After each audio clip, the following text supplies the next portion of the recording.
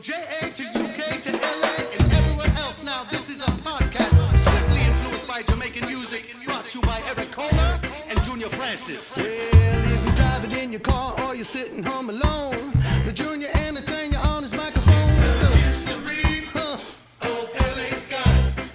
Yeah, hear stories from a guest while we all have a blast. From LA to Jamaica, it's in the podcast.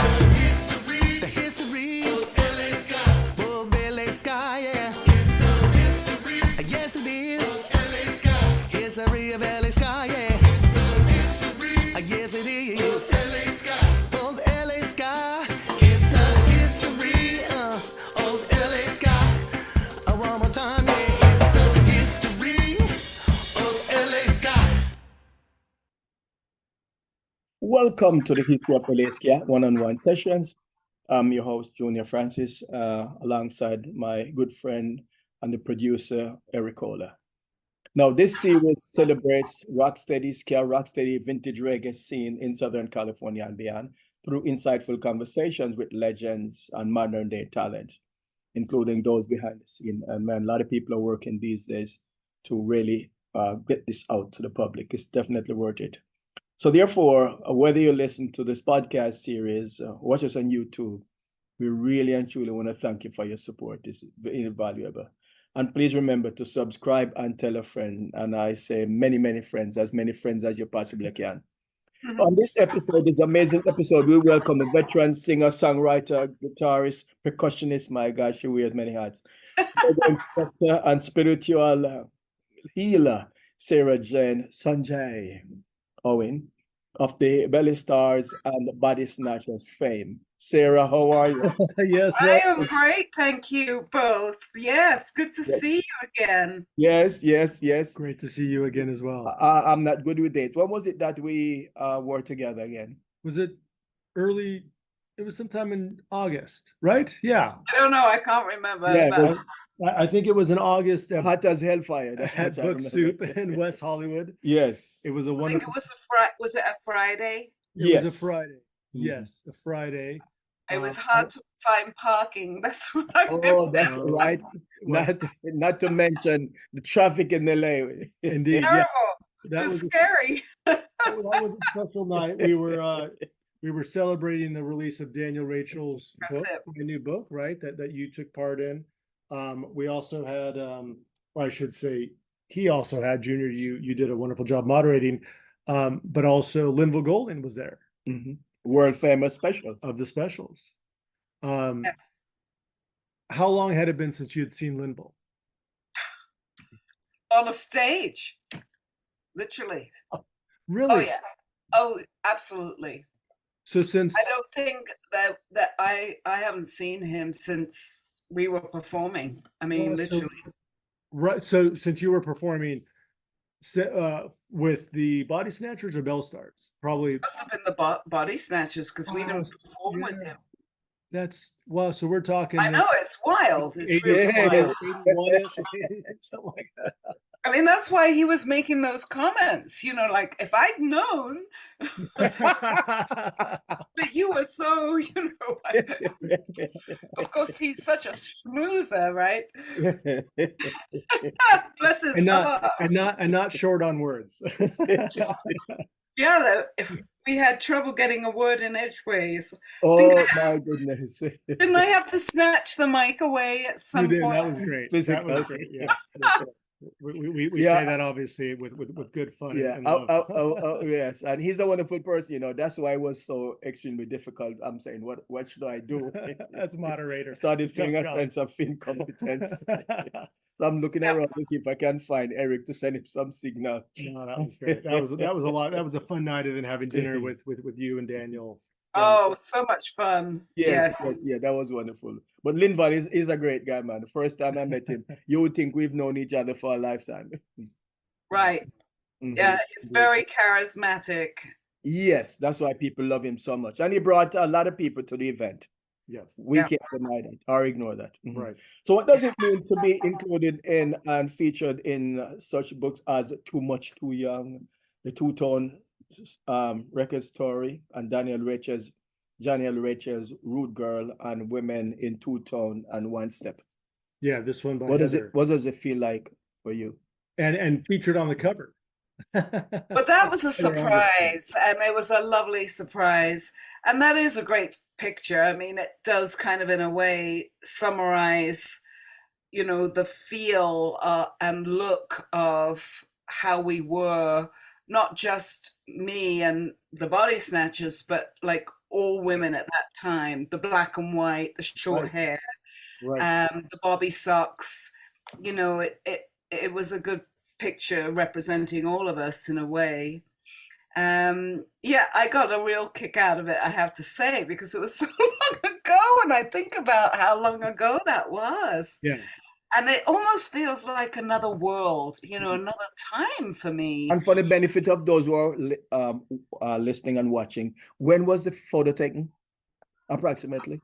I wonder if it says here, actually. It probably would have been, because that was my Burns guitar. I think, Doesn't say the year, it just says photographed by Tony Ty. Yeah. 1979. Yeah. Mm-hmm. Might have been 1980, 79, 80. Right.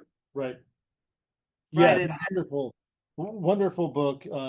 Both essential reads and obviously Daniel's that just came out. Yes, great book.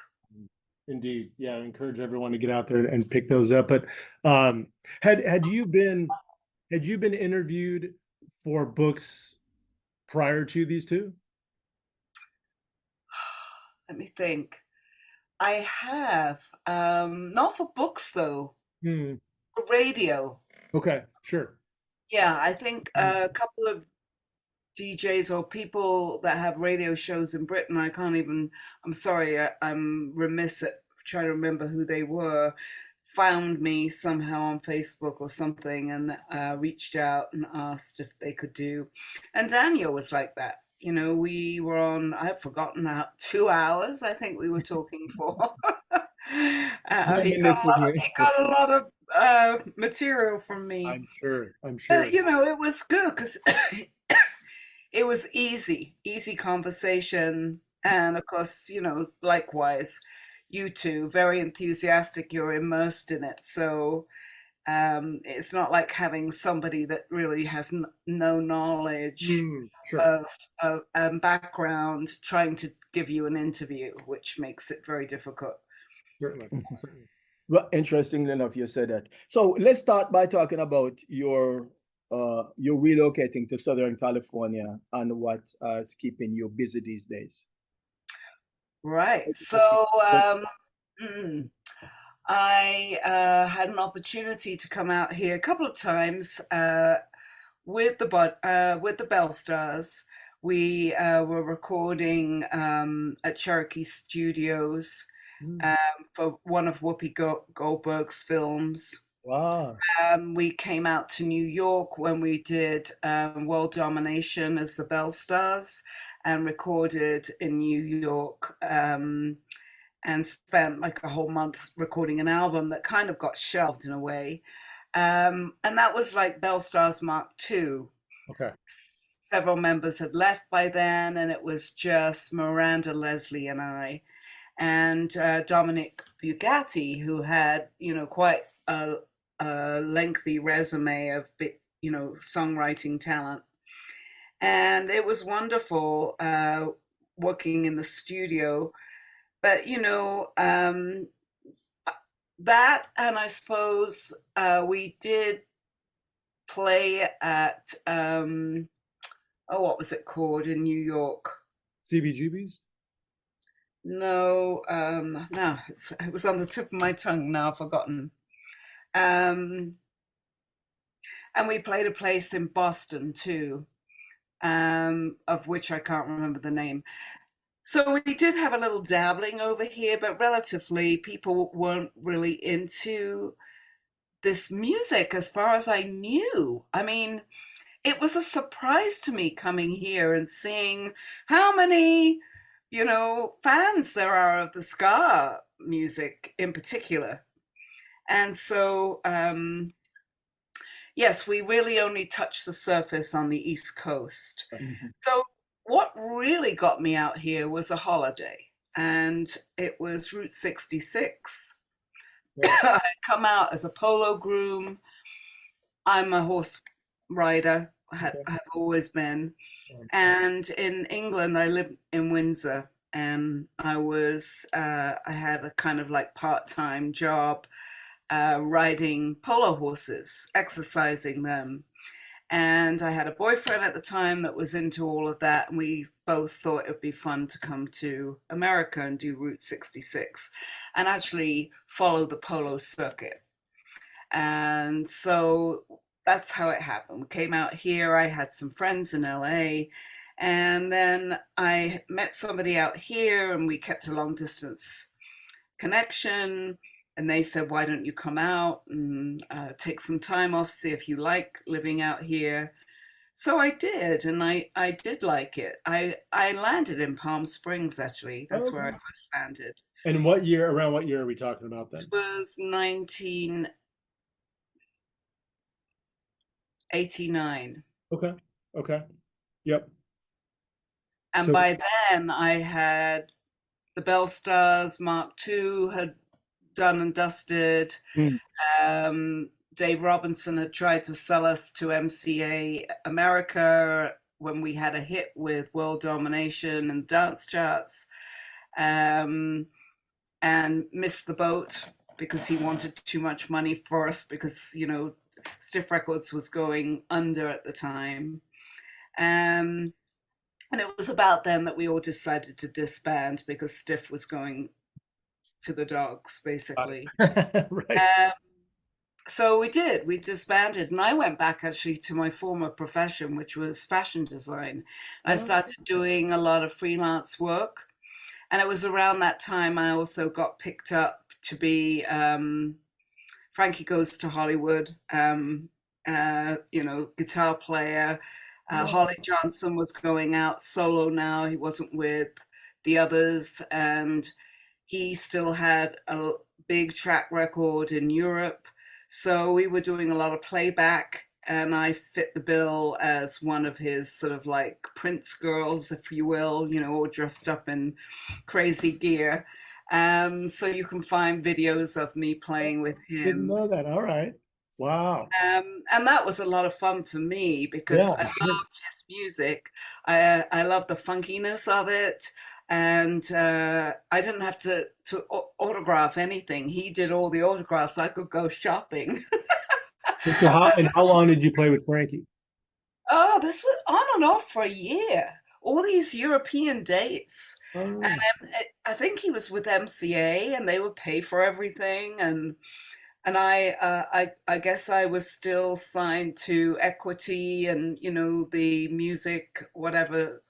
I've forgotten what it is. Music, you know, you get paid through the union, musicians union. Right. Yeah. So, you know, it was all above board and on salary and everything was paid for. And we stayed in these great hotels in Germany. It was lovely. And I love Holly. And we still, you know, remember each other's birthdays on Facebook. It's cute. So, yes. So that was happening just prior to me coming out. I came out, first of all, on a 6-month visa, back and forth. And then I got some part-time jobs here under the table. And basically people were pestering me to get a green card. And so I had a boyfriend at the time. We got married. I was now living in Hollywood Hills.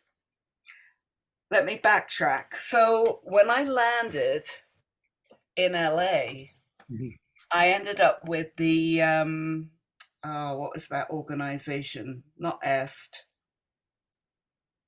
It's one of those things organizations that helps you find yourself. Okay. The something, I'll think of it.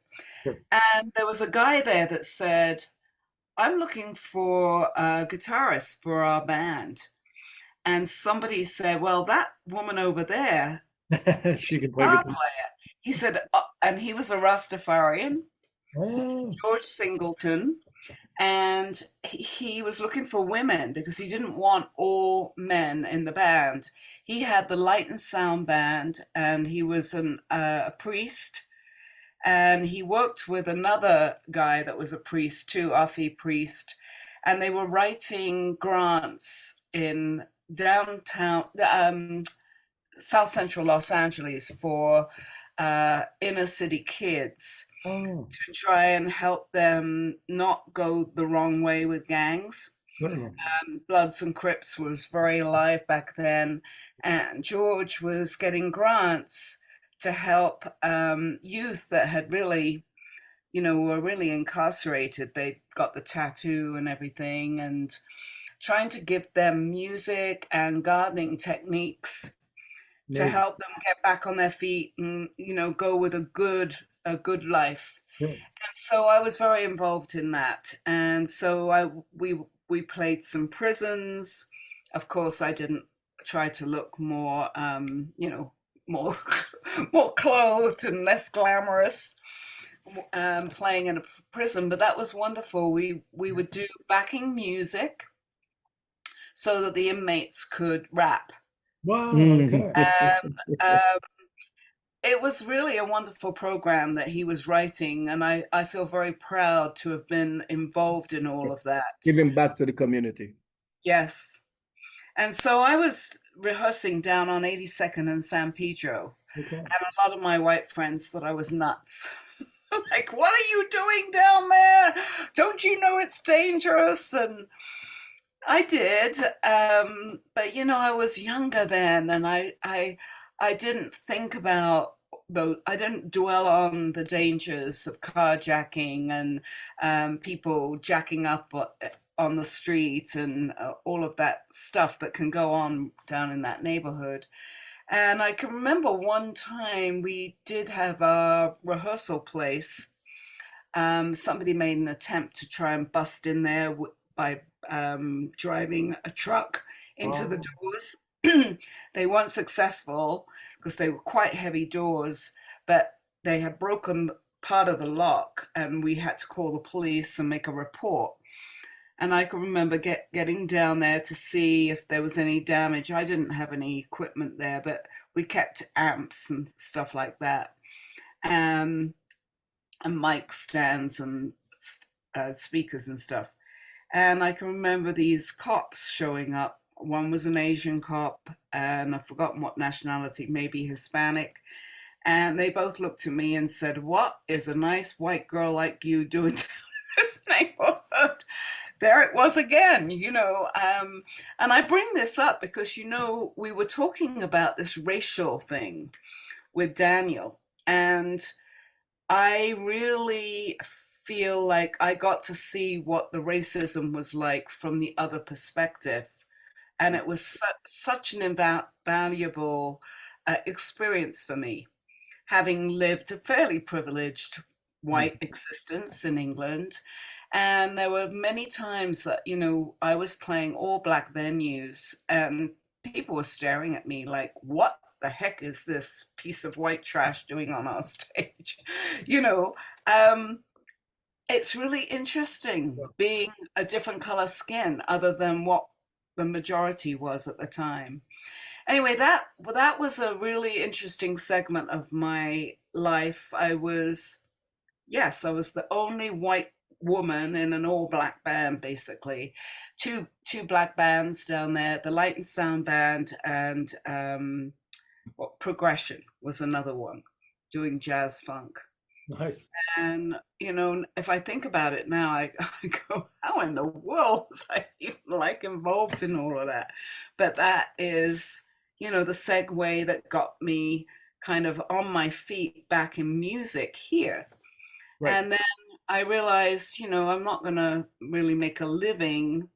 I was gigging. We were getting paid for the gigs, but not enough to live on.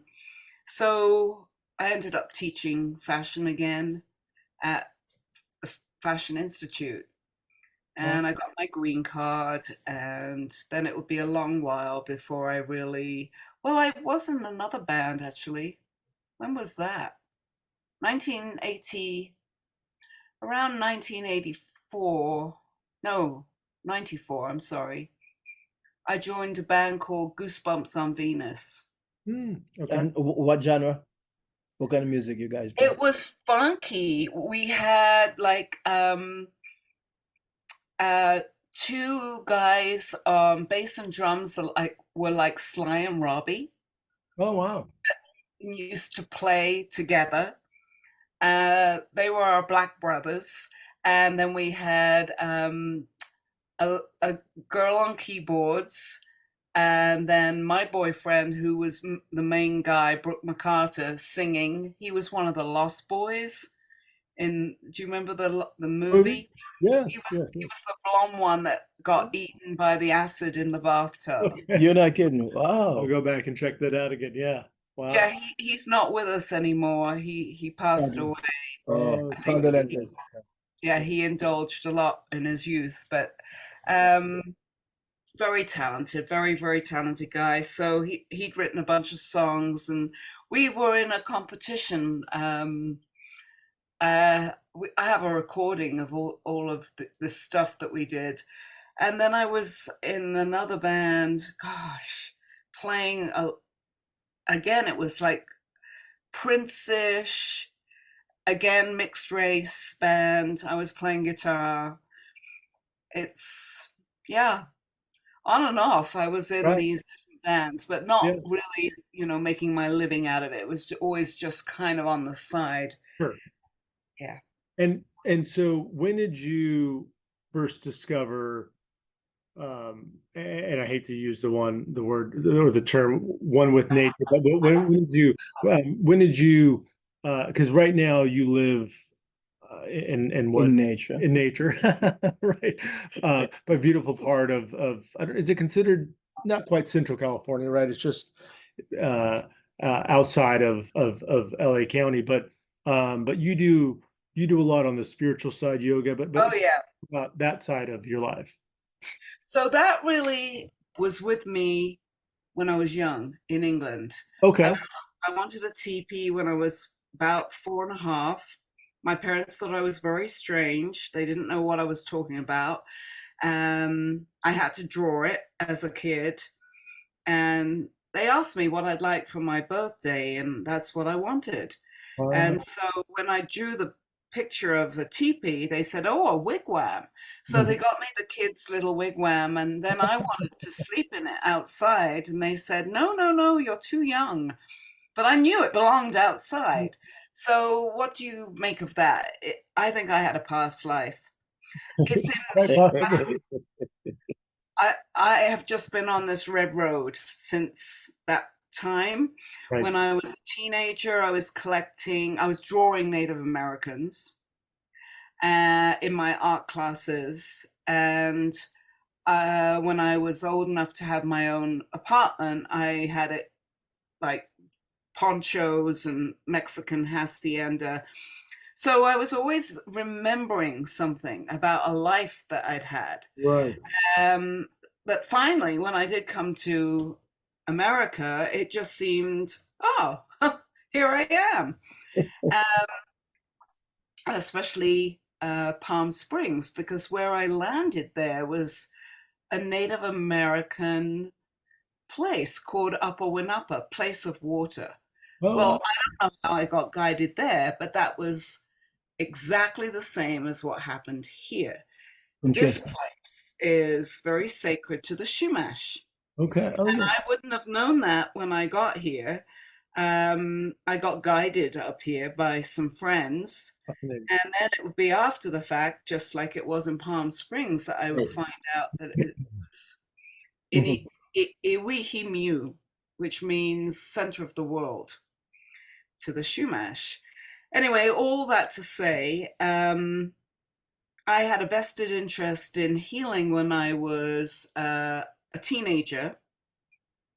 I was making potions, and I was very interested in essential oils. And my grandmother kind of helped me a little bit. You know, she was always making things. She was a good sewer, and showed me how to stir to bring positive energy into things. I think she was a bit of a healer. she wouldn't have considered herself a medicine person or shaman, but I think, you know, the equivalent. She willed my father to live, and he was actually really destined to die. So, you know, there was definitely some, and she went to a spiritualist church where they contacted the dead. And my mother told me that. She said, "Oh, she's gone off to that funny church again." And, you know, when I remember being a teenager, I can remember the sign. It was in a 3-story house. And I'm sure they were doing seances and things like that. So I wish my grandmother was alive now, that I could have a conversation with her about right. There's something in that lineage, my mother's mother, that got passed on to me. So, yeah. And I was, being a musician, I was very interested in sound. And one day somebody said, "You know what? I'm going to give you this brochure. I think this is something that you might be interested in." And it was sound healer training with Jonathan Goldman. And I can't remember whether it was before I became a yoga teacher. Anyway, I started to become a yoga teacher while I was still teaching down in LA as a fashion designer. I don't know whether I was even in a band at that point. So I might have had time just to focus on becoming a yoga instructor. Right. And I became that. And I wanted to learn about breath and how other cultures view a more spiritual practice, if you will. And then that got me, I think, into the sound healing. And then that went full circle because now, let me segue to 1996 with Brooke McCarter, the guy that I was in Goosebumps with Venus. We had an opportunity. He was working as a salesman for, what was his name? A guy that sold drums, djembes. And the guy said to him, "You should come to Hawaii. They're going to have a convention to teach people how to do drum circle facilitation." Wow. Oh, Paolo Mattioli, who's not with us now. That's whose drums my boyfriend Brooke was selling. And he said, "Why don't you bring your girlfriend, by the way? Because you told me she's a musician too. I think she would really enjoy it because they gather every night and they drum around the fire." So I thought I was going to go and observe, watch. And Arthur Hull, do you know who Arthur Hull is? He's like the grandfather. Well, Baba Alatunji. Okay, yeah. Okay. So Arthur Hull, when he was at college, was with Baba Alatunji. And they were in rooms together. And Baba used to tell stories through the power of the drum. And Arthur used to encourage him to do this with all of the students because it really would bring such a richness to their friendships and, the cultural, interest too. So Arthur was very touched by Baba and his stories and his teachings, so much so that Arthur became a drum circle facilitator and became the guru of it and actually created a school of it and has trained thousands and thousands and thousands of people to become drum circle facilitators. So I was going on one of the first ones in Hawaii with some of the most seasoned first drum circle facilitators. And here I am, as a girlfriend, just kind of like watching. And Arthur comes right up to me and he said, "No, you're not going to watch. Come on, what's wrong with you? You can do this." So my fingers were like the size of sausages by the first night because I was so enthusiastic. Because I had the rhythm, you see, I had the music. Right. I didn't have the chops yet. Anyway, there was this guy called Happy Shell, and he would rub this happy hands on my hands at night. And it was shea butter and comfrey and St. John's wort and arnica and something. It would heal your hands. And by the time the morning came, I could just about do this. Wow. And then by nighttime, he gave me a second dose and I was able to drum again. And that was like 10 days of this. Naturally healing. I was hooked by then. I was just like totally hooked on hand drumming by now.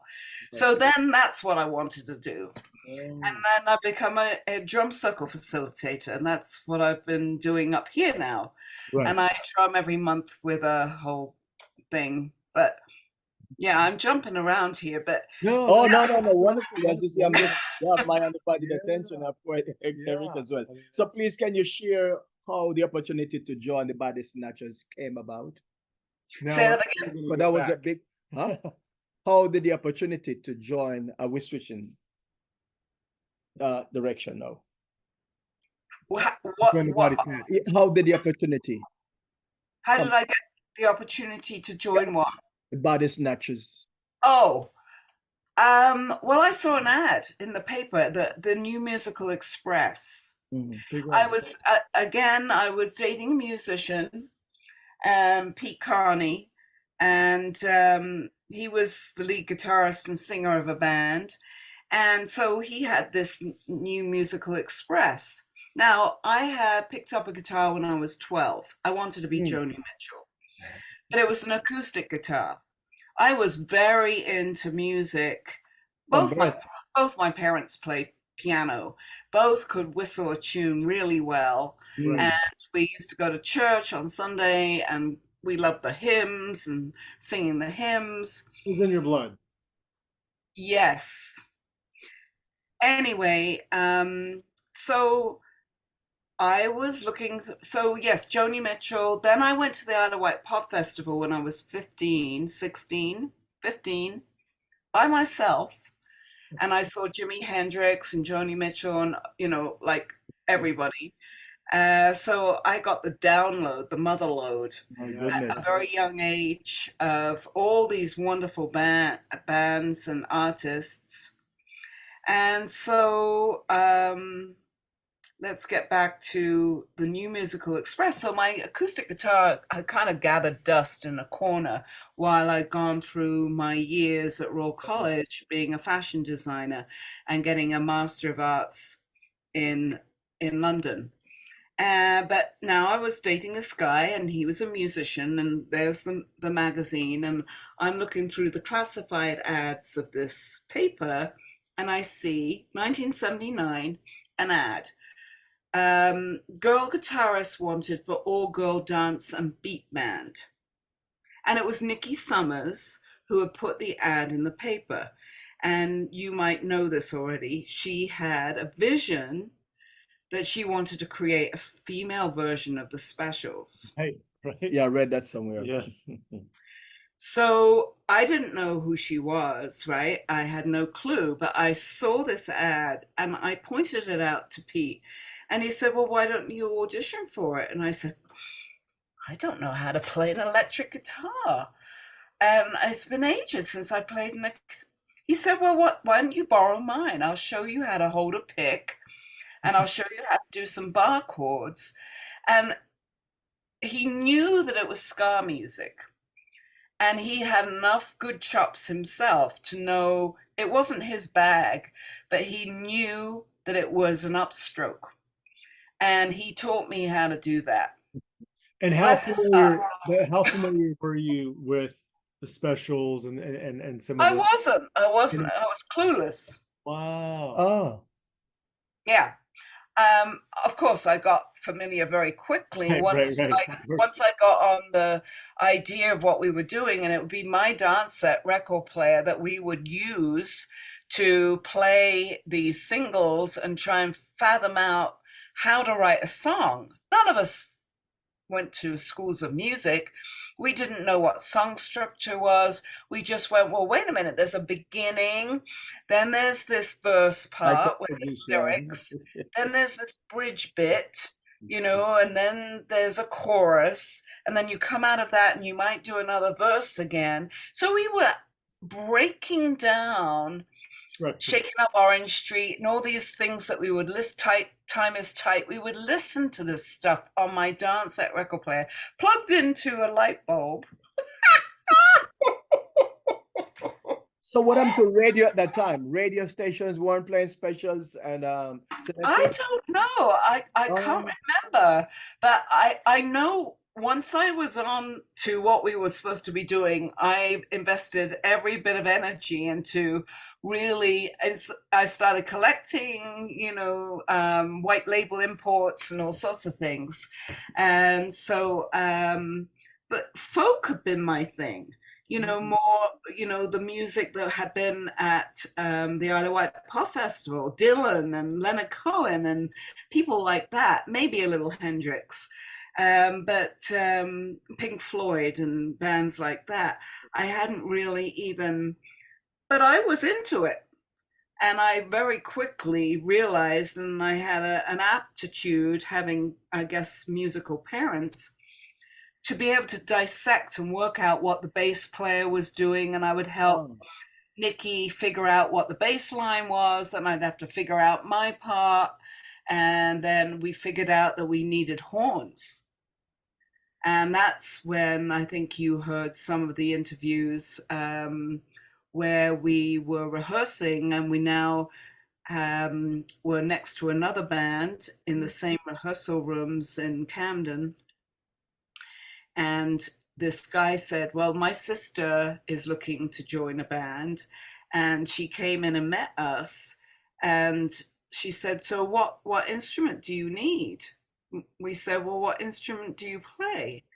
And she said, well, I don't play any horns yet. But we said, we need sax. And that's when Miranda came back 2 or 3 weeks later with a Salvation Army saxophone and could play the theme to Hawaii Five-0, you know, enough to go, okay, you're in. So how and that's how it was. How long did you all rehearse prior to, the two-part question, prior to your first recording, and then secondly, rehearse prior to the performances that one has since seen in the famous documentary film? Well, there was the first gig. So we rehearsed for a long time, and, you know, we were gathering players. We didn't have a singer. And you might have heard the story of Jenny telling her story of she was now dating an ex-boyfriend of mine. I was trying to put word out everywhere. I was teaching fashion at three different colleges, Hornsey, Croydon's School of Art, and St. Martin's. So I was putting ads on notice boards for a keyboard player and a singer. And I mentioned it to my ex-boyfriend, and I said, do you know of a singer? And he said, well, actually, my current girlfriend can sing. And that turned out to be Jenny. But she needed dental work, and she was so embarrassed that she sang her audition with her face to the wall. Wow. But she was good, and we knew that she was in. So we were gathering these musicians. So, you know, first of all, it was just Stella, Jane on drums, Nikki on bass. Stella was the rhythm guitarist. I was the lead guitarist. And then we replaced Jane eventually with Judy when we became the Belle Stars. But for a long time, it was just 4 of us before we got Miranda, and we got Rhoda. Not Rhoda. Yes, because Jenny was the Belle Stars, Rhoda. So that story was, we were in Camden Park. We didn't have a singer, that's right. Nikki said, let's all go dancing to Camden Palace. And I think that's when we saw Rhoda dancing with her beehive, and Nikki just went right up to her and asked her if she could sing. And I can remember Rhoda said, yeah, why? What's it to you? in only the way Rhoda could, right? Right. She hasn't changed one bit. That's amazing. So that's fascinating. So sticking with the Bodysnatchers. So what do you remember about but jumping ahead a little bit, what do you remember about the fan and media's reaction to the very powerful The Boiler song? Oh, how controversial. When we would play it live, Yeah. people were, they were pogoing up and down, and everybody was having a great time. And nobody really even was paying attention. Not really listening to the lyrics. They weren't really listening. They were into the music. And then there would be this blood-curdling scream of Rhoda, right? And then, you could see all the headlights were going on. And it sort of arrested our audience. Many times we would see this happen, this transformation of people sobering up and kind of getting a clue. And to tell you the truth, I don't actually know what people's reaction was to it, other than they thought it was moving. And I don't know if the women felt like, good, somebody writing about a horrible experience like this and getting it out in the open. We never really interviewed anybody to find out what people really thought. And then, of course, that song went on to be performed by Rhoda on and on. I mean, she's still performing it, right? Yeah, I mean, it certainly is considered one of the most powerful and obviously from the two-tone era, right? From the two-tone era, obviously deep, serious nature of it. One that probably can't listen to all the time, right? Just by the nature of how unique it is from not just a lyrical standpoint, but obviously the overall arrangements and the singing, the screaming, and all this. But yeah, it's intense. It's very intense. But I think that gave us a lot of credibility. It wasn't just all la la la, girls all cute jumping up and down. We had some grit to our music. Indeed. I think we can really give credit to Rhoda for that, because she did bring that grittiness to our band, as did Nikki. Nikki looked very glamorous up there with her Rickenbacker bass, but they were both what I call more streetwise women, whereas Stella and I were more middle class, if you want to, break it down like that. And Posh Spice. I mean, it's horrible to kind of have to. No, but I get it. But there was a sort of streetwise rawness that Nikki and Rhoda brought to the band that I thought really helped give it more sort of grit and crunchiness. Yeah, right. For sure. I mean, all our career, Belle Stars or Bodysnatchers, we had to kind of fight against the media or fans or record company execs to not want to make us look pretty and pigeonhole us into this, idea of what they think was going to sell. Right. And, even with Dave Robinson, oh, girls, just, let's have you all in tuxedos. And, we were really trying to fight tooth and nail not to go that route. It was an uphill climb, right? And it was always difficult because, they're paying. So right. Who pays the piper calls the shot. So within a short period of time, the Bodysnatchers supported some big names, big acts such as The Special. You have the Go-Go's, Toots and the Fabulous Miters. Any specific memories you'd like to share with us?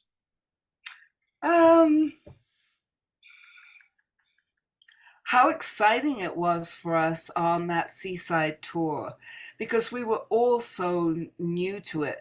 And we had come we weren't like a group of girls that all knew each other in school and had decided to be in a band.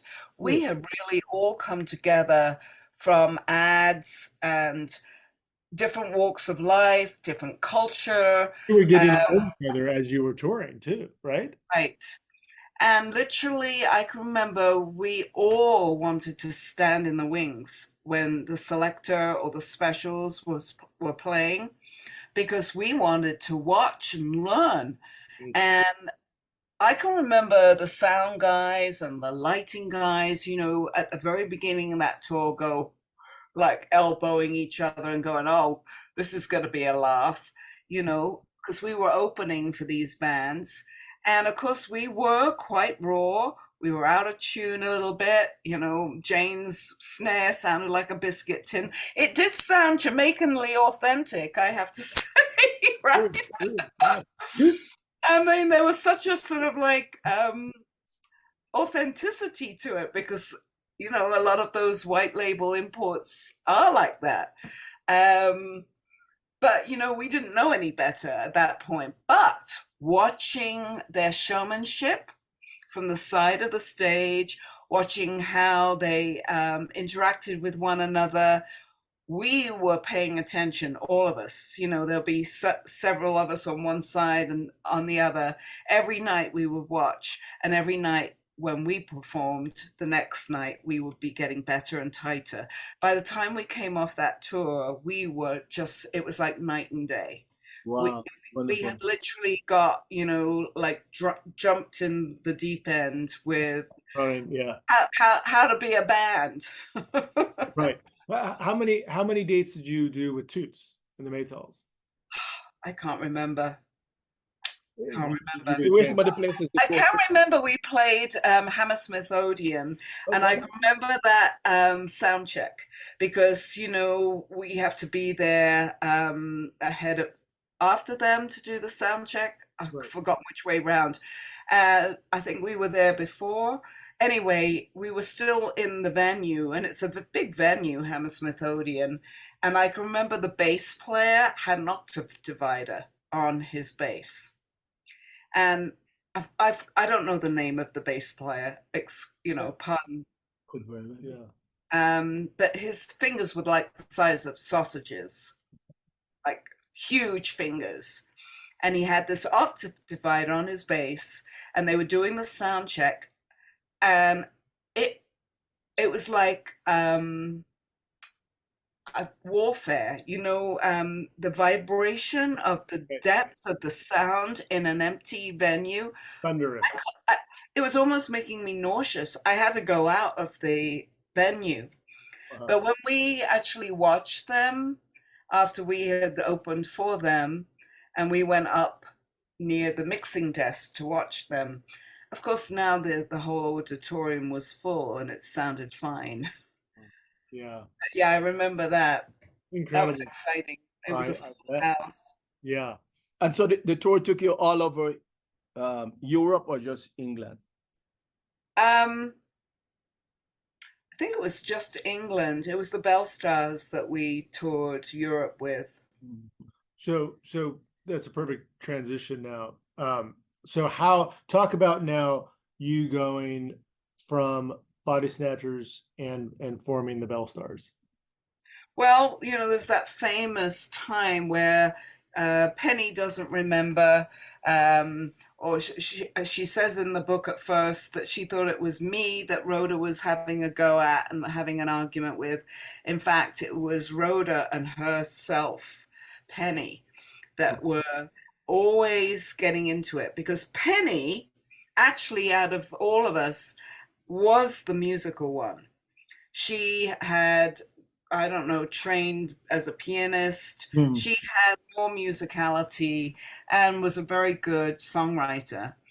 And so she was a stickler for trying to get things right and get things correct. And she had a kind of a sense of how things should be in her mind, maybe had difficulty translating that.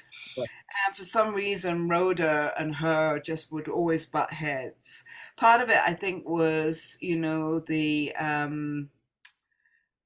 what do I want to say?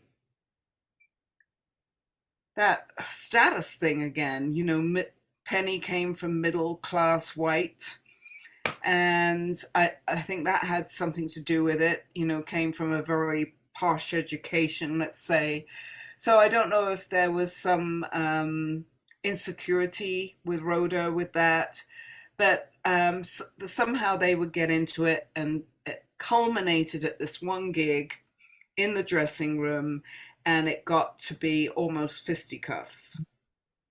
And I think Rhoda's brother tried to pull, I don't know, I can't remember, because it's one of those things that you want to try and block out of your mind. Sure, but of course, right. it was kind of like the beginning of the end.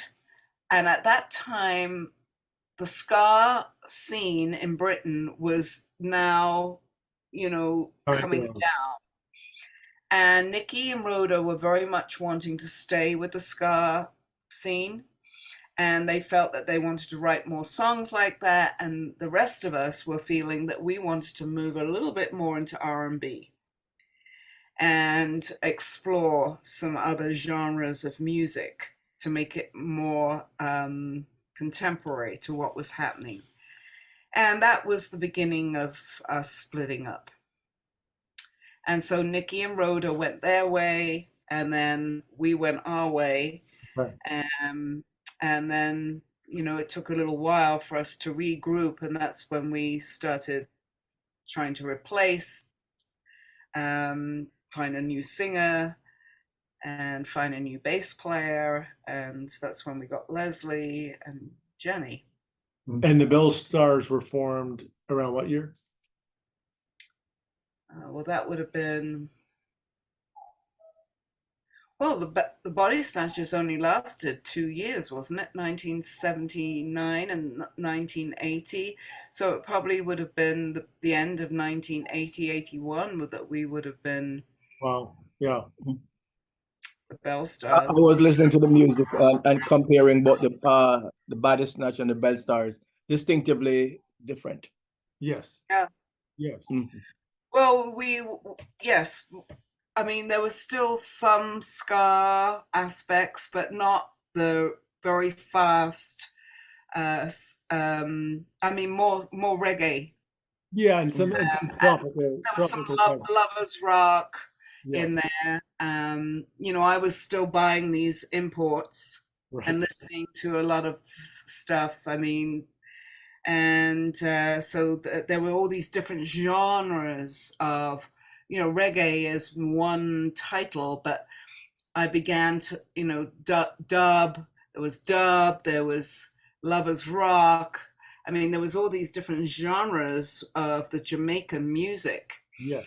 And then there was this influence of these other bands that were coming into the fore. And so I think, you know, we had the horns, and I was very much into writing parts, and I was using a lot of my skill to create parts where I could hear horn lines and things like this. And you know, I was into the Motown sound. Yes, which was where Sign of the Times came from, because we were actually, that was a tongue-in-cheek. 3 of us wrote that. Okay. Stella, Miranda, and I. And, you know, I had the hook. I came up with that little hook. I said, let's do something like that. Remember when, what was her name? Diana Ross would always do this talking bit at the beginning, and the music's going underneath. And so we did it tongue-in-cheek. Well, do you know the Four Tops wanted to cover it? Wow. Oh, why did you stop them? With the rolling and go. I couldn't believe it. I mean, talk about like go full circle. Right. And that actually got, so funny. But they and why didn't they do it? No, I think they did do it. Oh. I'll have to check that. Yeah. Well, right. So Sign of the Times and Hiawatha, really big hits for the group. You also had really powerful cover, you know, and renditions. Iko, to this day one of my favorites. Mockingbird. You did The Snake, a great Al Wilson song. How did you all choose? Well, that was Dave. That was Dave Robinson telling us, because we wanted to write our own. Okay. And Hiawatha did have that ska. Yeah, great too. Right. That was kind of one of the early ones, which there's the proof in the transition of coming from one band into another. So that's epitomizes the transition, really. So Dave had this theory, very wise man, Irish guy, obviously had a big success with Stiff Records and all the artists that he had on that roster. And so he said, now, girls, I know you want to write your own songs, but you have to do covers first. And covers are what's going to get you noticed. And once you've got a few covers that people recognize, well, then we'll release one of your own. And that's what he was right. So we were always being given stuff by Dave to listen to and to consider. And I've forgotten who exactly came up with The Snake, but it was either someone in his office or he'd come across it by Jake Riviera, maybe his partner, because they were great partners, those two, until Jake left. And that's kind of when it all went down the hill. But yes, these things came forward a lot from Dave Robinson. And so we would either reject them or it would juice us up to try and think of a cover that we wanted to do. And so, then we would, come back to Dave and say, well, we want to do this. But I can't remember, to tell you the truth, if we came up with Mockingbird or he did. Right. I wanted to ask you about Mockingbird. Is that the one that was done by Inez and Charlie Fox, or this is original? Because I couldn't find it on social media, more specifically on YouTube. I searched extensively because that's one of my favorite songs, but I couldn't find it. Mockingbird. Yeah. Well, that's an old song, isn't it? The one I know is by Inez and Charlie Fox. I'm going by memory. Yes. Yeah. So that's the same one. Well, I believe so. I mean, didn't Rolling Stones do it too? Yes. Stone music. Yes, yeah. They did. So I searched, but I couldn't find it on. Just didn't show up in YouTube. Right. Interesting. Don't know. Yeah. Okay. Where Dave, who knows where Dave had this library of stuff that he was from, but that could have been Jake. It tends to be. I wish I had more. Maybe was paying more attention to all those details back then. I'll have to ask John, our manager. He's still our manager, John Rummins. Hey. Oh, wow. Okay. So you guys are planning to reform the group? Well, we had one guy that Dave put with us, our road manager, who was just sniffing, all the proceeds up his nose, and we had to get rid of him. Mm-hmm. And he said, well, I'm going to have to put you with somebody. And he said, there's this guy who's a road manager. He's not a manager, but I like him. And that turned out to be John Rummins. And so John has a whole history of being like the head of the art department in London, in South London. And so he's just been rooting for us all this time. Nice. And he's to regroup, right? To reform. Pardon? To regroup. Well, yes, now. I mean, just our back catalogue as the Belle. Oh, not to go out and perform. Right. Okay. So we actually, we're all out of copyright now, and we own all of our material. Wonderful. But you might have heard of Demon Records. Mm-hmm. And so Demon Records is a company that will buy your back catalog, and then they try and place your songs. Sure. Yeah. In television, commercial. So we've just negotiated for another 6-year term with them with our back catalog.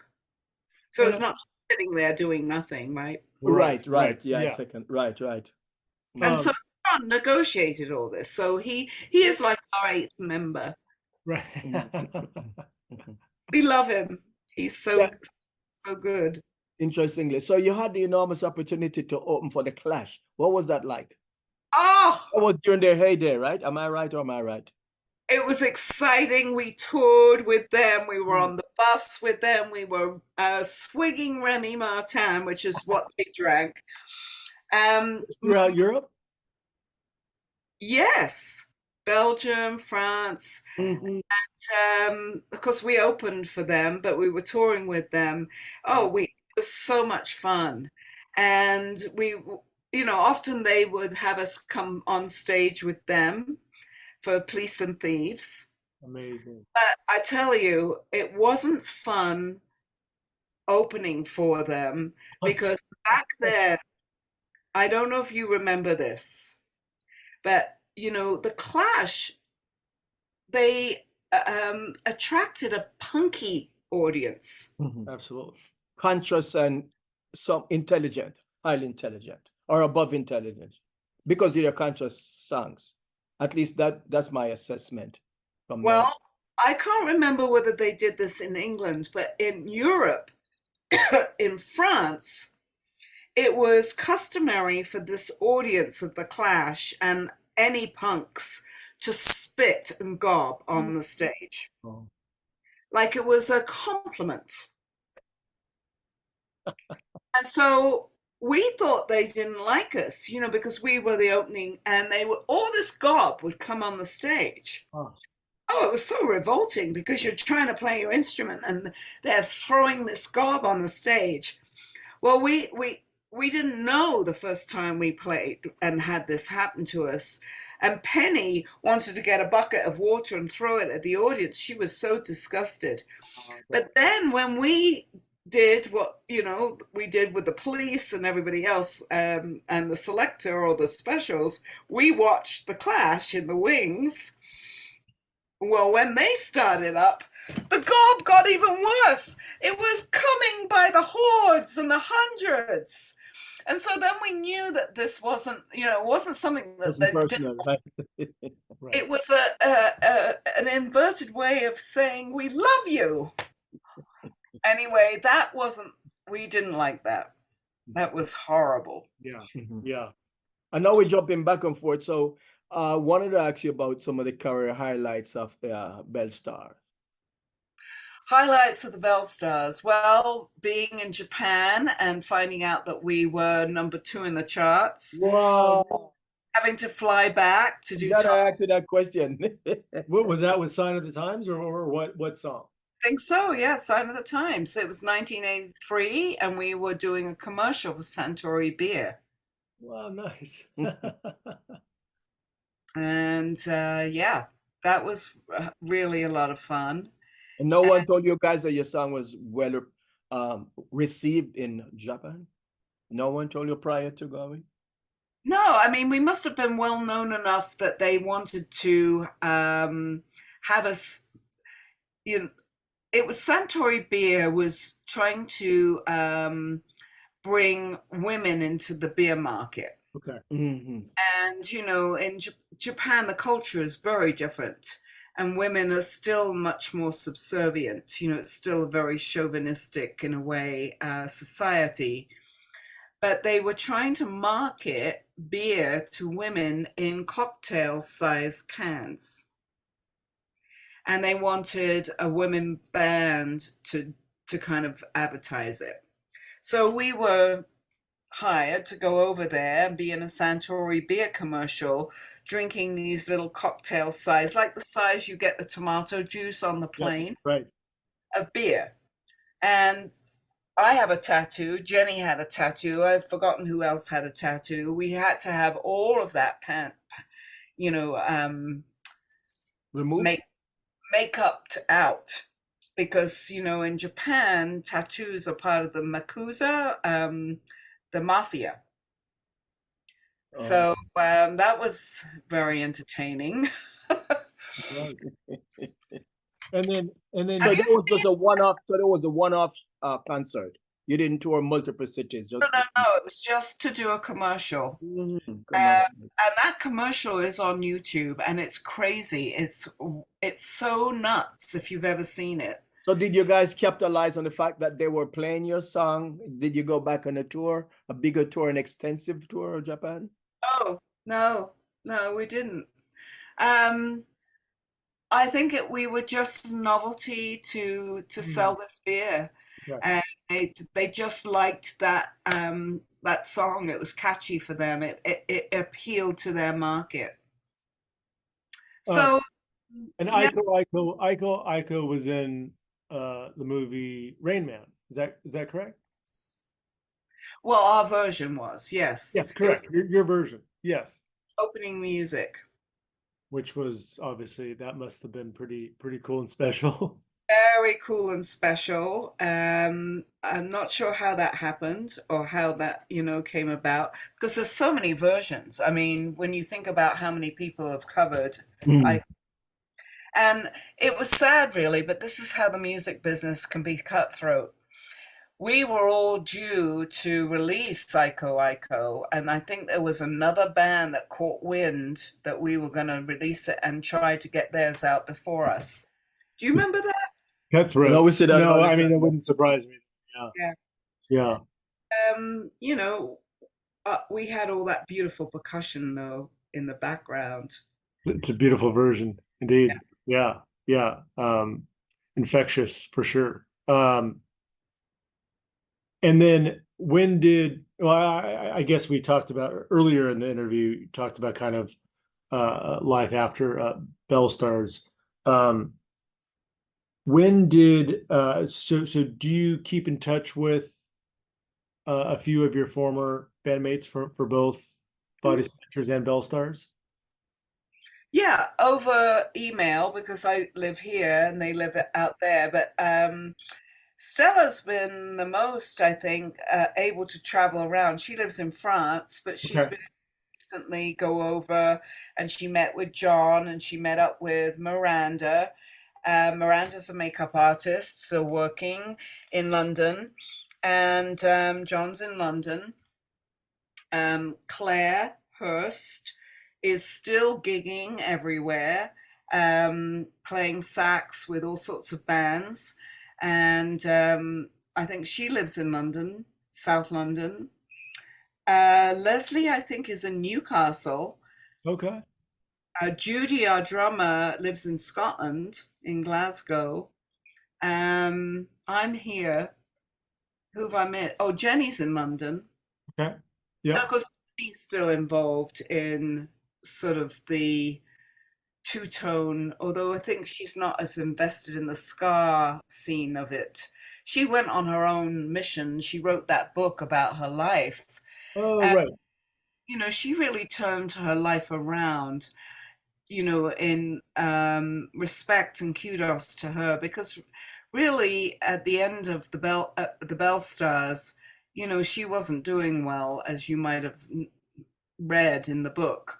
Herself all caught up with Steve Strange and heroin, and she wasn't showing up to recording sessions, and it was really the end of our Belle Star era, and she really was in a disillusional place where she felt like she could go off and be a solo artist. Okay. But that never really happened then, because she had this addiction. Wow. And when the three of us, peeled away and formed Belle Stars Mark II and recorded that album in New York with Dominic Bugatti. Mm-hmm. But now she's turned her life around, and she's really talked about addiction, and she's done amazing things to help youth, and kind of paid her dues by, really helping others. No, that's important. So I think I asked you maybe softly earlier, you guys plan on reuniting, reforming? I know you haven't retired from the stage because you're still performing, right? Yeah, and it would be a lovely idea to do it, but I think geographically we're so far apart to make it really, and there's so many of us. When these bands come back together that can do this, sometimes they're five people, and that's tricky. I mean, yeah, 4 people maybe is more doable. People have always asked us, can you do it? Can you do it? I think our lives have gone such different ways now. I'm not sure that we would, I don't know how we would really come together to do it. There was money talks though, you know that, right? Money talk. I know, I'm right? not seeing that, especially this year. I know the special's doing great, but there's not the original players though, right? Right. I think Tin Valley is kind of shouldering the burden as they vocalists. Right. I think they're doing a spin-off, right, with that Linville's fronting, but right. I mean, there's but I was referring to bands here in the States. I've seen some bands. No, we won't get together, and sure. the Dollar Dead Presidents were right, and they're on stage performing. Yeah. No, it's difficult, and I think that's why Jenny continued. She had an opportunity to do it, and so did Rhoda. And Rhoda's very active. Yeah. So, that's just the way it goes. I mean, I feel like I've developed, gone through so many different genres of music. I'm playing Celtic music now. Wow. But you told me off the microphone, off the air, that you still perform, right? Am I right or am I right? Oh yeah, I'm playing, I play with the Wilkinson Trio. Right. So you have retired entirely from the stage. You're still performing. Say again? You have not retired entirely from the stage. No. I'm a fully working musician still. Weekly, monthly, and every week I'm playing Celtic music. We play a bakery with that, a local bakery, and it's so different. But that's my roots. I'm actually Celtic. I'm Scottish, Welsh, and Norwegian and Irish. So now I've gone right back to. And you were black when you were in LA. That's good. I know, right? Actually, I'll tell you a little secret that my black brothers used to say to me. Girl, you're so good on the rhythm guitar. It's like you must be the filling in the Oreo cookie. They couldn't understand. So for the benefit of people who would want to see you, how and where can they see you? This is a commercial. You don't have to pay me, but we how can people find it? Where can they see you? I'd have to come up here to Pine Mountain. Oh yeah, well there are people from Pine Mountain who will listen. Yes. Do you have a website? We'll make sure to share your socials, but how can people find out what you have going on? They can, I have a Facebook page. All right. And so what I do up here locally, I post on that Facebook page. It's my name, Sarah Jane SunJay Owen. I have a website, but that's mostly all my healing work, and the more spiritual side of my personality, that I'm very invested in and do now, because I'm retired from the Fashion Institute and have been for 5 years. So I've been able to immerse myself totally into the healing work, and I use sound a lot in my healing. Wow. Using a lot of different instruments. I use flutes, bells, bowls, drums, rattles, chimes, feathers, whistles. I mean, it's shamanic. I don't know what you would call it. There's so many different indigenous ways. I wouldn't be able to describe. And do people come to you, to your location? I don't advertise. No, understood. Yeah. I think it's, the type of healing work that I do is close to what they call shamanic, shamanic healing. I'm working with the light body of people and their chakra system. So you both know that music changes things. Absolutely. And, right now there's some controversy about whether this hurricane that just ripped through America was actually weather modification created by sound. So that's one of the things that is above my head. Yeah, people are digging in the rabbit hole to try and uncover. And so sound vibration is everything. Everything is vibration, right? Sure. So if basically the way that healing works is so simple that if you can find one healthy cell in a person's body that is in resonance with itself, and that you can find out what vibration that is on, and you are able to feed back that quality of sound to the part of the body that is not well, you entrain the ill part to come into resonance with the Incredible. healthy part. Right. Right. Wow. I'm getting there.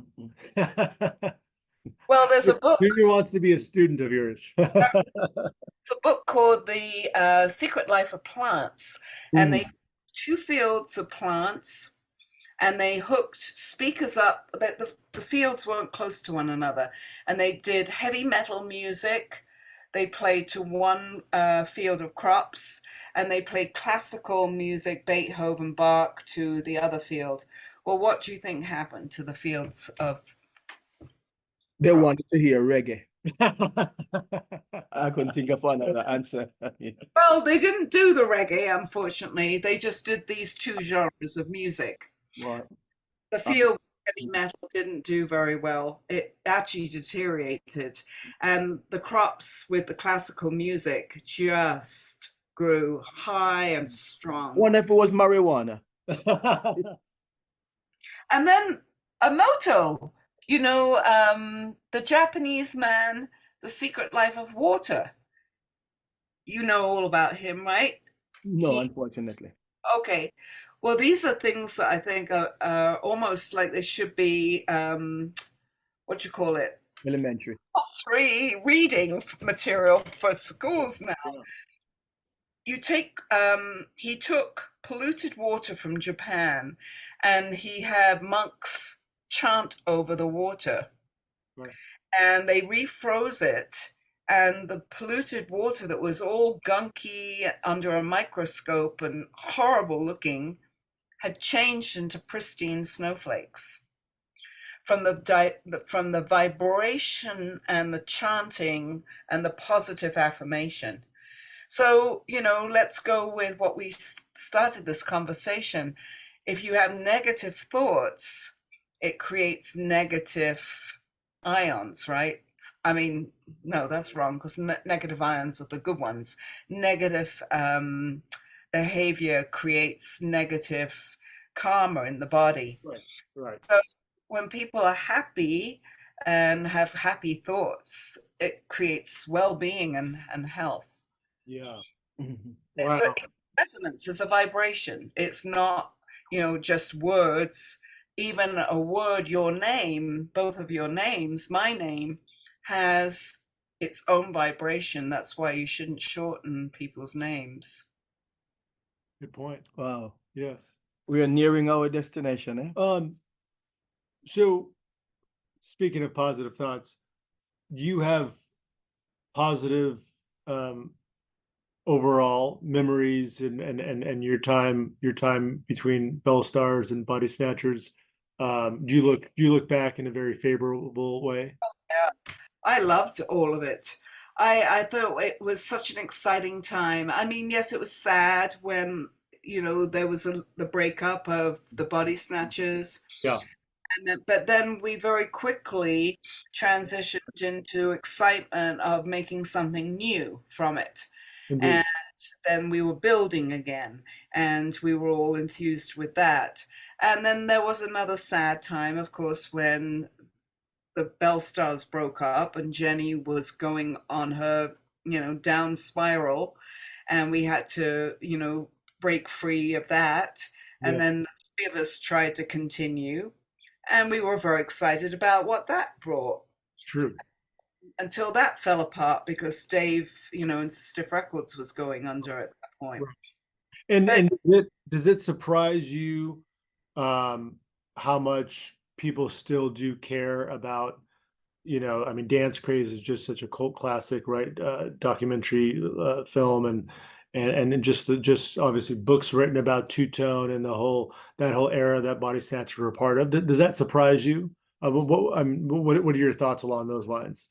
it really does surprise me. I've been very heartened at this incredible sort of resurgence yet again of Indeed. the ska movement and how passionate people are.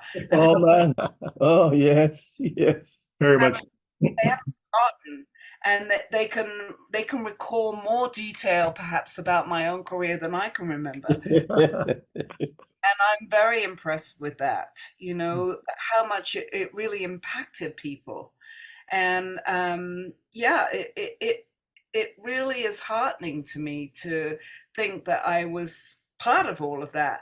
And I think the biggest kick I got out of all of it is remembering when I was, signing autographs at the back of a door, at the back of, a venue. And there would be these fans waiting with a t-shirt they'd got, or they didn't have a t-shirt, or they couldn't afford a t-shirt, and they'd have you sign their t-shirt, with a felt pen.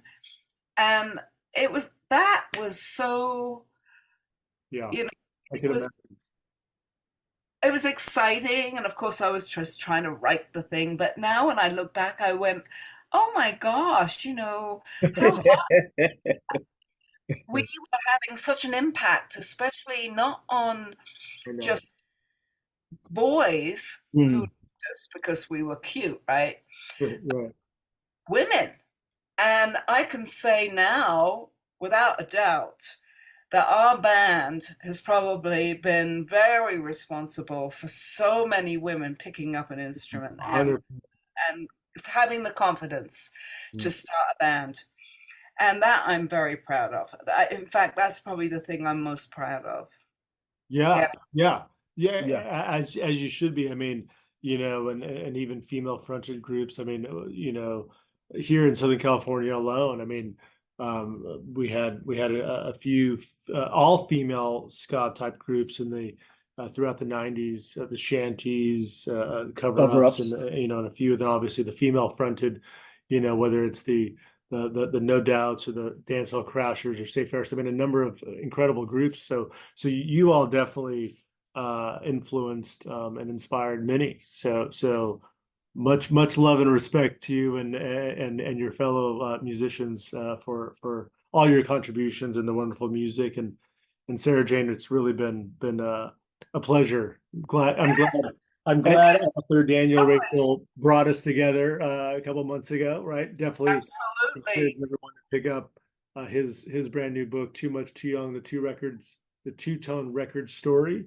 And then one more plug here with an amazing musician and woman on the cover here in Sarah Jane. And this is Heather Augustin's book, Rude Girls, Women in Two-Tone and One Step Beyond. Yeah, and she does go into, of course, it's mostly about women in the two-tone movement, but there's a whole chapter about the Belle Stars in there too. There it is. It's very interesting. Yes, very much so. So any parting words there, Sarah? No, just to thank you both for, holding the space for these conversations and helping me recall part of my fabulous history. It's hard to keep it all straight, I have to say, because, moving, coming over here, which year, I suppose I should sit down really and document it before I get too much older and can't remember anything. So how challenging was it for you to make the transition from the UK to Southern California?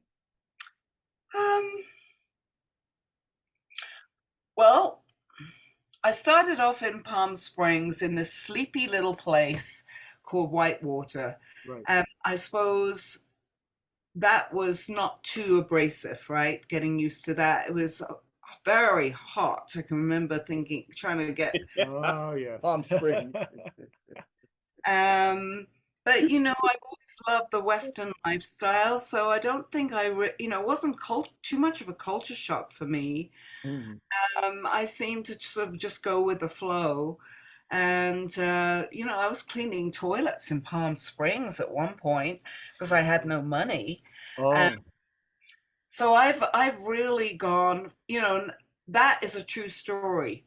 Like I have been a famous person signing autographs to literally working with a Hispanic cleaning team that didn't speak English. And I needed the money. And this woman said, well, look, I can put you with my cleaning team and I can pay you for that. But, I don't have any other work I can give you. And so we were cleaning apartments in Palm Springs, cleaning toilets, cleaning bathrooms. And I was driving a borrowed Morris Minor, had no air conditioning, and trying to get away from those. the guy that I had They come don't out. make them with. They don't make them with AC. Right, England too cold. right. But it wasn't one of the old ones with the trafficators. You remember the What do you trafficators? mean? Of course. Indicators. I've been around the block. Yeah. Wow. Yeah, so I've got stories. I mean, Yes, there. I am going to write a book one day if Yeah. I still for long enough. Yeah.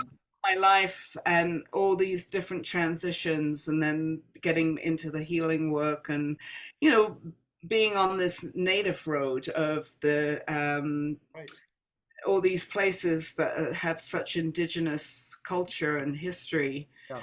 It all kind of ties together for me. And now, just the whole full circle of the sound. The sound is such an important part of the healing work. Yeah. And I teach a fitness class up here. And we do some dancing in it, we do some meditation, we do some yoga. And one of my favorite things is picking the playlist. Oh, I bet. Picking music that I'm going to use for the playlist. Yeah. And at the moment, I'm going into some of my favorite R&B, Nice. and like Green Onions, and bringing some Nice. What a Yeah. song. Well, Nice. it's been a pleasure, and you're a musical treasure. We're happy to have you here in California. musical treasure. Thank you, lovelies. You're weird. You're just being modest. No, we appreciate your time, and very much so, and looking forward to seeing you again at some point. So Yeah, thank call me up anytime. you. Whenever Yeah. you need a panel, or you've got some other idea, Absolutely. it'll be fun. It'll be fun to see you both again. Yeah. Yes, Eric really and truly knows how to manufacture ideas. That's great. Okay. Now, will I be able to see this? I mean, Oh, hear? yes. Oh, yes. absolutely. Oh, yes, and share to the Yeah, world. we will. All your friends in the United Kingdom. The more the merrier. Absolutely. Because then I can promote it on my Facebook That's the page. whole Yes, idea. Very, very Right. much so. Yes, in a few days' time, we'll make Because I've got a lot of fans, that stay in touch with me, and it'd be lovely to give them something new. 100%, Oh, yes. 100% will happen. Yeah. Well, I should have my makeup artist fix me up. Yeah? Oh, Junor. Junior, Well, thank you. yes, and thanks to everyone for their ongoing support. And please subscribe to this podcast series and our YouTube channel, and follow us at History of LA Ska on Instagram, and join our Facebook group. Please join. And this series is produced by Rockery Radio, my good friend here, Eric Kohler. And Junior, thank you for everything. Yes. Sarah Jane, it's been a pleasure. Much love. Pleasure from you both too. Thank you so much. And we appreciate everyone's ongoing support out there. And we continue to remind you, please do your part to help celebrate and preserve the scene. And we'll leave you with Come On Out put on your dancing shoes, and enjoy yourself. And Sarah, we have to create some sort of event for us to get together again. We will. Please do. Yes, I'd be overjoyed. Let's do All that. right. Until next time, much love and be well. Take care now. Bye-bye. Thank you. You bet. Bye.